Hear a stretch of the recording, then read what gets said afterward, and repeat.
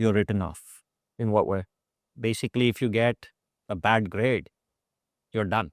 Yeah. Or if you if you get laid off from a job, you're done. You only get one chance.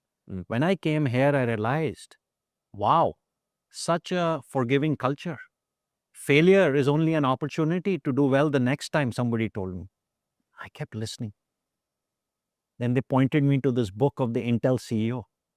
Failure is only an opportunity to improve in the next quarter. I said, amazing. So you can do what you want to do. And a lot of time, if you look at the most successful entrepreneurs, were failed entrepreneurs or small exits before. So this is the only place where people are not measuring you on what you created. They're willing to say, okay, it was the idea. Maybe it was time. You get multiple shots at the goal. In India, where I grew up, you take a shot, miss a three-pointer, you're benched. You don't get another shot. So you don't get the best out of people. So the culture in Silicon Valley and America about experimentation, it being okay to fail, the way the capitalist system is set up is just amazing. It doesn't happen. Like when I came in 92, this wasn't happening anywhere else in the world. So it was a cultural shock, but I took advantage of it, which is wow, right? Who told, like when I grew up in India, at the age of 25, you can start your own company and you've never worked before. You go like, and is that a movie? Is that a dream? But when you live it, and this happened in December 95, January 96, when I started my first company, it wasn't that common, right? Like of all the Indian founders in 95, 96, I was the fifth or the sixth venture-backed entrepreneur who also has never worked anywhere. So it wasn't that common, but there was a movie, right? Like Coming to America, or It Can Only Happen in America. So I said, oh, that's what this is. It's a dream, right? Like, remember that movie where the guy says, like, when he looks at that hotel and says, like, I'll also live in it one day. It feels like somehow you have met or know everyone.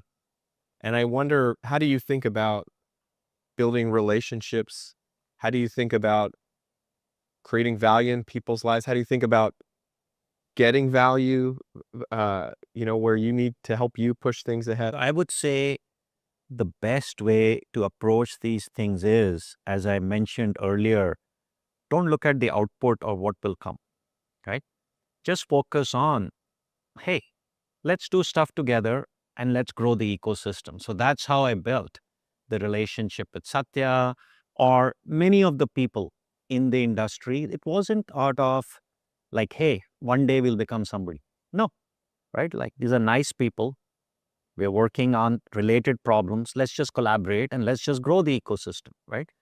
So what I would say is, it's the same philosophy of karma, and you invest in a relationship and don't count what will come out. But my parents taught me in any relationship, if you give 80 and expect 20, rather than giving 20 and expecting 80, or even worse, giving 50 and expecting 50, you'll be a happy man.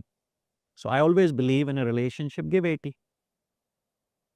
If you get 20, you'll say, great. If you get 40, what an amazing thing. Or why even think about it?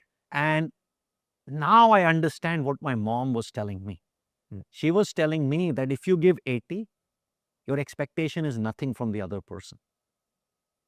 So that's what I was learning in a way, that don't even focus on that result, what I'll get out. Mm. If it's 100 points in an exam, you do 80%. It's okay. So why think about what's going to come out? I never think that way, right? Let's create relationships. Let's grow the ecosystem and make the pie bigger. Is it really everything, or is it just relationships? Are business transactions different, or do you think about it literally with everything? I think to me, a business transaction also has to be a win-win.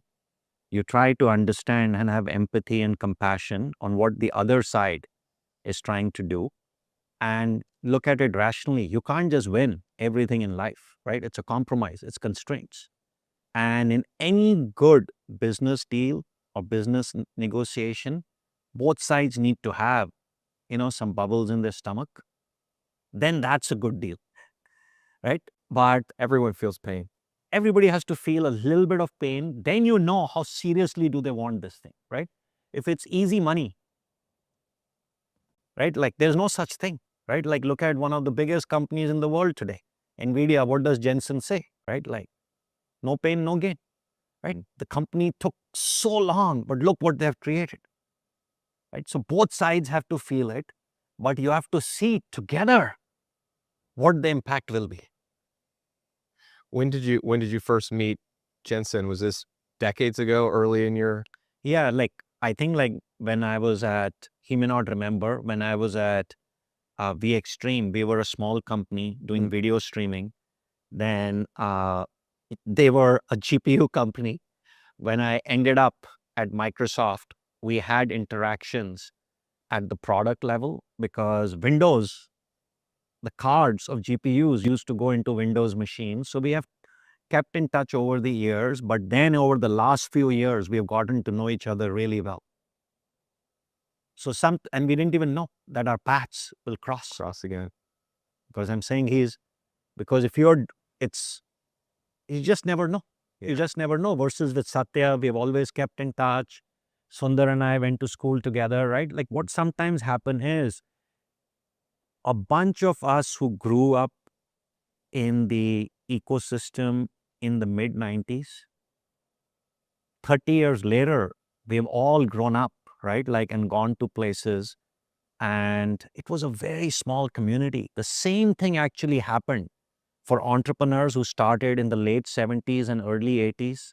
The Bill Gates, Steve Jobs, Larry Ellison. It was the PC industry. If you look at the internet industry, it was very small. When I started VX3, the community was very small. And now all those people, if you look around, they're running these mega companies because it takes time. You need to have less hair, right? Like you need to have white hair like me. It's called experience. So you all are solving problems. Who knew one day my friend would be running Microsoft? Another one I went to school with and we used to cook together would be running Google. You just don't know. Well, there's some of them are and some of them aren't, right? I mean, when if you try to go back to that time 20 years ago, 30 years ago, and you think about who they were at that time, was it obvious to you? And what do you think people like them and yourself, what do you think you did differently from others who were in the same room pursuing the same dreams at the same time, but have ended up in, not saying it's bad place, horrible place, but very different place from what some you all running big organizations? I think it's very hard to predict anything. So if I go back to 97, right? Like my office is here, Satya's is a little bit further away from where you are. For us to think, him to think that he would be running Microsoft and I would be running a top venture capital firm, honestly, right? Like nobody thinks that way, right? Like what you say is, I'm going to go do great things. What thing? I don't know. But you start developing some qualities along the way that allows you the ability to become great leaders along the way. And then one door opens the other. And I would say across all these folks, just it's very clear that they have to be intellectually smart, they have to be driven, they have to be hardworking. All those things happen. But one of the things I love about these people is they have an X factor. They have this gene called empathy and compassion. And especially for people who run big companies, that's a very important quality. And How it's so? because at the end, companies are run by people. People build products, people build companies. The larger the organization, the more of a people leader you have to be. So empathy, compassion, because you're appointed by the people, you're not the founder. But one of the traits I admire about Jensen the most is patience. Not only do they have empathy and compassion, but they also have patience. GPUs were never big, but he always had a dream that instead of the GPU hanging around the CPU from Intel and AMD, it will reverse. And that's what happened. So he saw certain things in his vision that one day it would happen that most people did, right? So I think you have to go on the journey, have big dreams, but how they manifest itself, but keep doing good and good things will happen to you. Make enough friends along the way, do good for other people, good things will happen to you. That's what my belief always has been.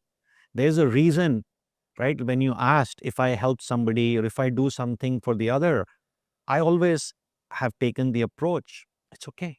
They may not do anything for me, but somebody else will. And it happens. It happens, right? Like in life, it's just if you think positive, positive happens. I don't like negative vibes and negative energy because then that can happen. So just think positive, keep a positive outlook, and don't be coin operated. None of the people we mentioned are transactional. They're not coin operated. They're playing a long game. They're playing a long game. And they're patient and people follow them. As a leader, the most important quality is how many people follow you when you go from place A to place B. I always look at and ask people like, man, who's your best friend? They tell me somebody who's 12 months relationship. I look at them and say, man, I don't ask them, how old are you? I'm 35. And your best friend is only 12 months relationship. You start figuring out, right? It's a hard person to be around. No, I'm just saying, like, for example, my best friends are people I went to school with, Sure. right? I met them in 1988, right? Like, I'm just saying, Satya could be anybody. I could be anybody. We would still be knowing each other, right? Right. So you don't, it's not a calculated game. It's just, it's relationships. It's like LinkedIn. You don't know who's going to do one day in life. So you just build this spider web. It doesn't matter. Don't put it in a math equation because that will just be disappointing. Yeah. Life is anyways tough. Let's not make relationships tough. Everyone creates value. Everyone has something to give and something to offer. If I treat everyone equally, it may be that someday that person I help turns out to be the CEO of Google, or it's just my friend. It's not, there's not any, sort of thing back and forth. It's just, we're just supporting each other. I'm just there. And You're human. you Just be human. treat everyone as you want to be treated, and karma will bring it back around in some way. Yeah, no, very well summarized, right? Like my point is just be a human. Yeah. The ideal self of yourself. Yeah. And if each one of us can do that, think what the world we will be in. Yeah.